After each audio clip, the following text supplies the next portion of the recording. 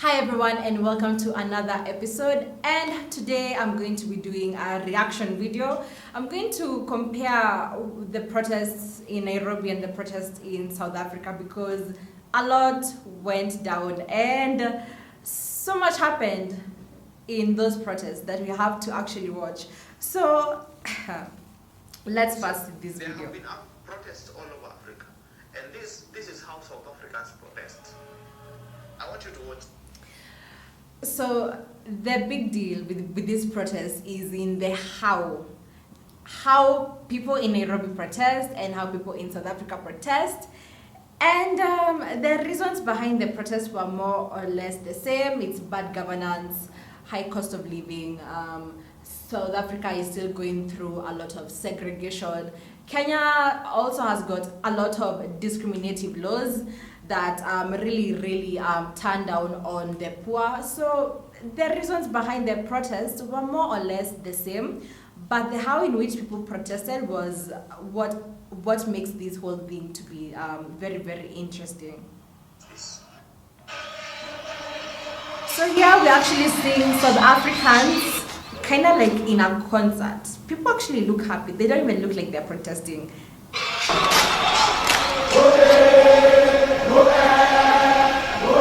You can actually confuse this for like a football match because they are really happy. Have you seen anybody with stones? Have you seen anybody dressed like a mad person? This guy is actually like quite right.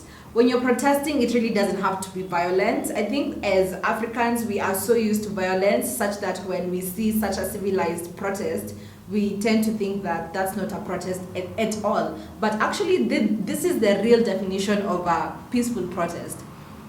But then, this is how Kenyans on the other hand, Kenya.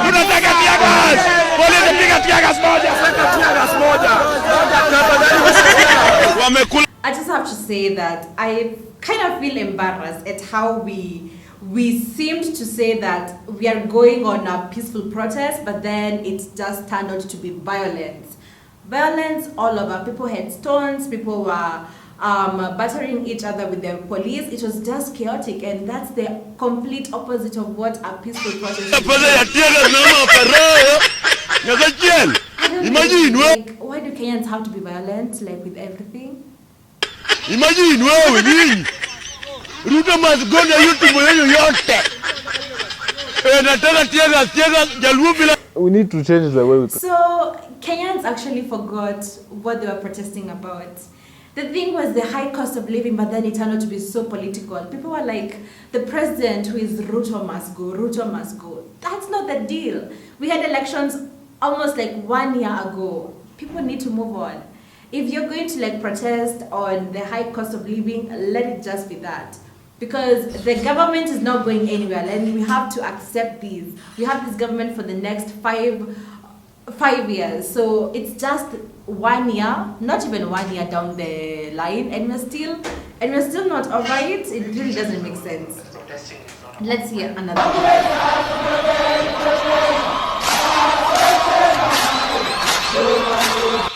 I will actually kill to be in a South African protest. I will do anything to just be there and actually air out my grievances. It actually looks so fun.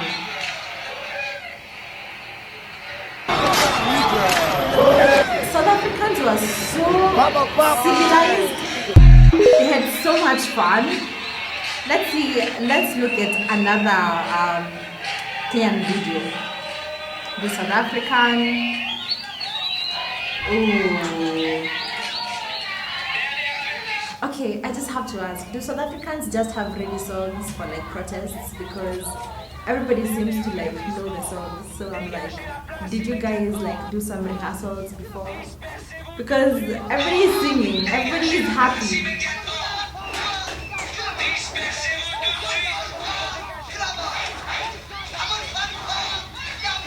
Yeah, and one other thing to like note is that their the leader for this protest, Julius Malema, was actually part of these protests. He was part of the people, and that's the thing. If you call people to protest something, at least be at the forefront. We all know as Kenyans, our opposition leader was not there in the beginning. He went to the protest way later on. That didn't make sense because people were literally fighting and losing their lives when he was really just enjoying himself somewhere. So when South Africans just have a vibe. I just thought that South Africa had that vibe like on TikTok, because even like South African songs like slap and their dances, they like really slap. But even like when they are out on the streets and they are airing out their grievances, you'll actually kill to be part of them. And this is actually what a real protest should be.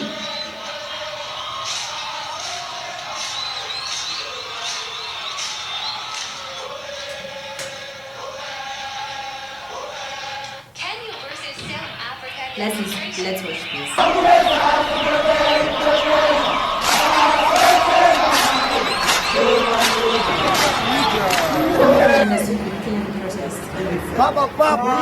Just have to literally fight with the police. In the South African clips that we have seen, you literally see no police like near the protesters, because you do have a right to air out your grievances, and the police have a right to ensure that there's law and order. But then Kenyans just have a way of starting up fights that really don't even make sense. Like we can see in Kenya, some places, especially in the western parts, people were literally looting. Okay, the thing was, air out your grievances, not steal things. But just look at this. Don't run! You can literally see a whole group of protesters chasing the police away. That's how bad Kenyans are. Kenyans are so bad that even the police themselves just leave them. Like, these are Kisumu people.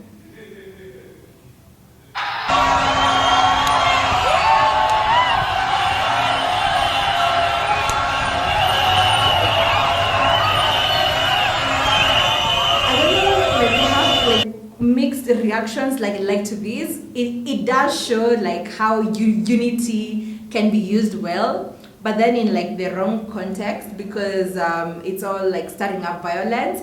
But I do like how Kenyans, when we decide to like be united, we actually get into the unity part. And we saw like a whole group of protesters literally chasing the police away. Like the police were so scared of this group of young people that they literally just ran away.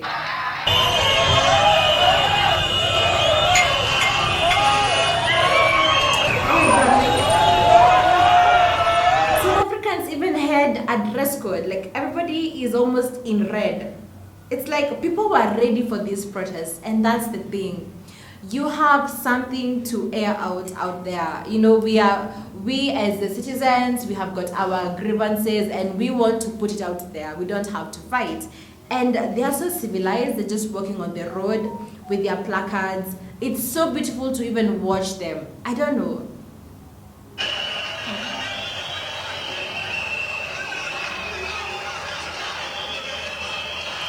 No police at all. Like you actually don't see anybody there with a gun, because it's your right to protest.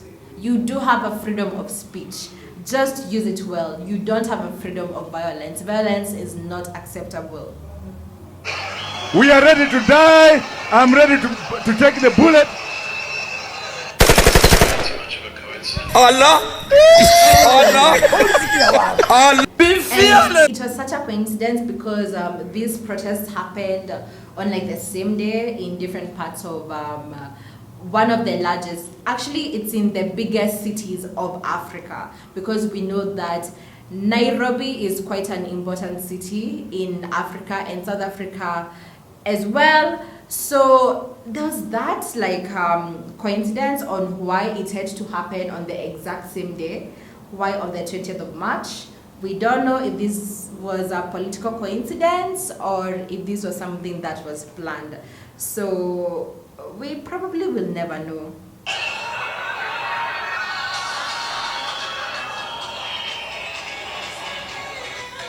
I really have to give like some hats off to South Africans. It was fun watching South Africans protest. It was fun. Watching Kenyans protest just stirred up really, really bad memories of like the 2007 violence, because it's literally violence. Oh man.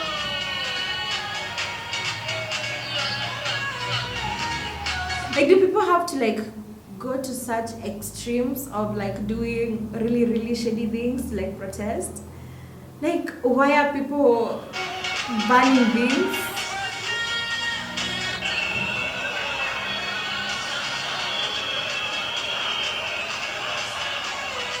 I will wake up at even 5 a.m. to go to a South African protest. I don't. So moving on to another form of a protest that happened, and we have got a lot of questions about these so-called protests, and that is the raiding of the Kenyatta farm in the Northlands, which is in Ruiru. So previous to that day, we had this video that actually went viral of these politician talking about the farm and complaining about the family and why they have been having large pieces of land for so many years. And coincidentally, the raiding happened almost like the next day. So let's listen to him first. Kwa ndugu yangu aliyekuwa rais wetu, sisi wa Kenya wa hapa Mount Kenya tuko na maswali mingi ya zile mashamba kubwa kubwa mume. He's very specific. Sisi wa Kenya wa hapa Mount Kenya, so it's a community thing, not like a Kenyan thing. It's a community thing. Ejishikia tukianzia na hapo Thika Road Nairobi hapo Ruiru. Kabla hatujaenda Taita Taveta, kabla hatujaenda Nakuru, hizo mashamba zenyu tutazivamia. You will pay a price, and that is my message.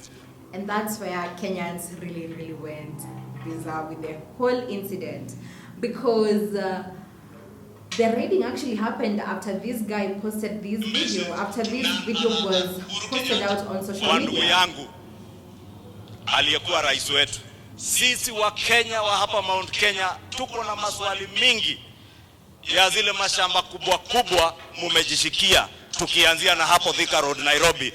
So questions are, why did this happen on the same day that the Azimio protests were like going on?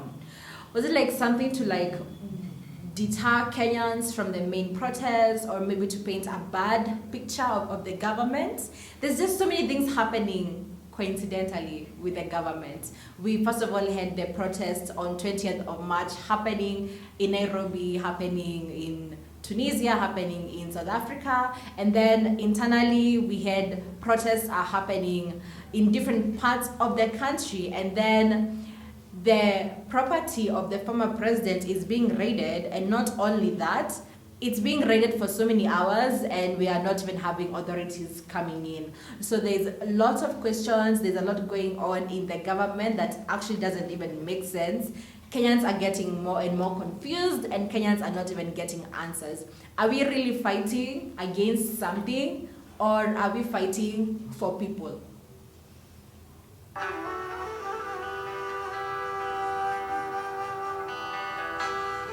So there's lots of speculations, people actually assuming that this is a plot by the current government, but then other people are saying that it's not a coincidence, this is something that has been planned by all the players of the government. So really, we don't even know why they would put their own property at risk.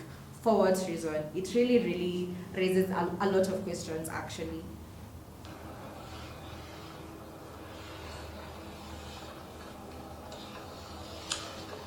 And the funniest thing about these is that they literally just use people from within their communities.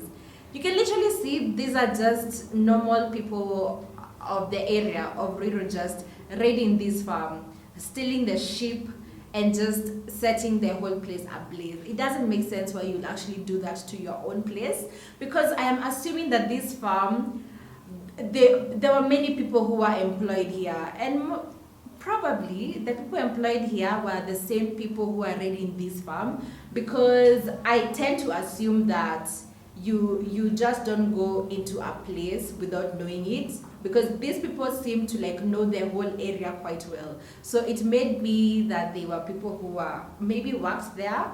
So why actually like destroy something that maybe has been of help to you?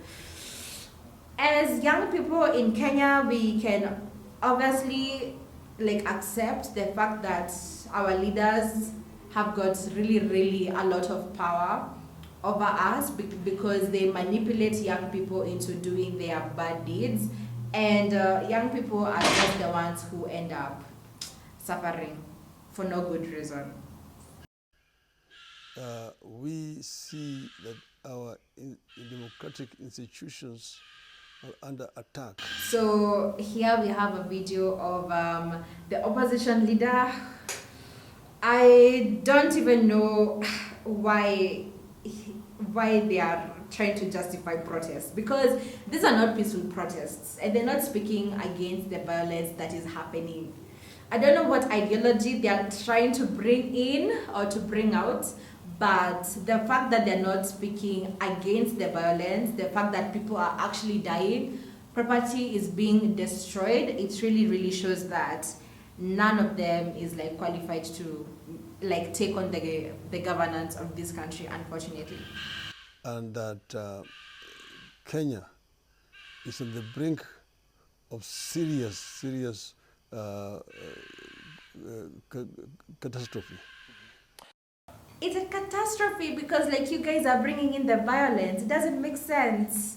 The violence is coming in because you guys are stirring it up. Our apologies, we are close by the river, so frogs and other animals at night. But why now? Why attack his property? Is he supporting you in any way in the current protests you're calling for? There have been unfounded allegations that Honorable Uhuru Kenyatta is funding the current protests that have been carried out by Azimio coalition, One Kenya.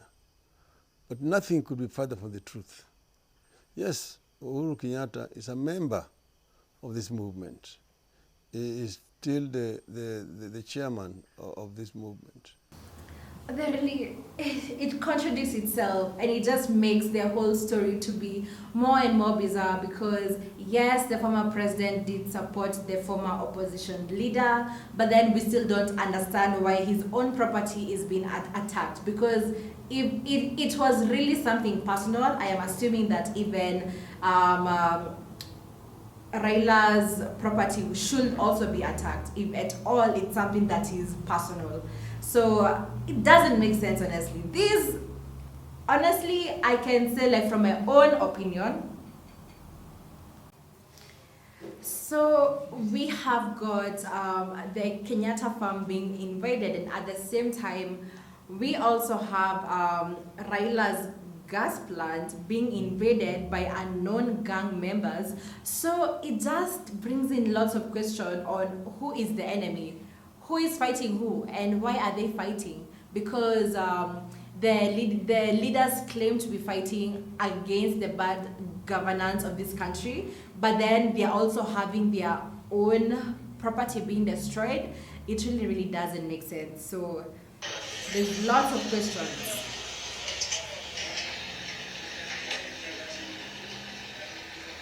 I wouldn't understand why you would maybe put your own property at risk if at all this whole thing was planned out, because that's a huge loss to like lose a gas plant, and it's dangerous because we all know that gas is dangerous to even the environment.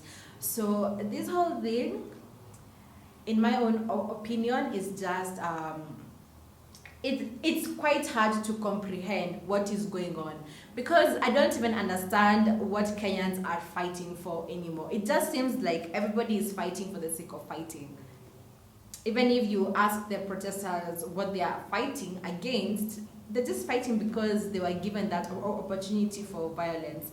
So I just have to say that our leaders really are not doing a great job in like stirring up violence and then maybe making victimizing like their own properties, which is my own opinion. But I do believe that as Kenyans, like on a personal point of view, we do have to do something better in like standing up for our own beliefs, because violence isn't good, honestly. So that's it for today, and I hope that the next episode we are not going to be covering violence, because we hope that this violence is not going to be like a norm. I can't believe that they expect us to fight every Monday and Thursday. It really doesn't make sense, because have you seen Nairobi lately on Mondays?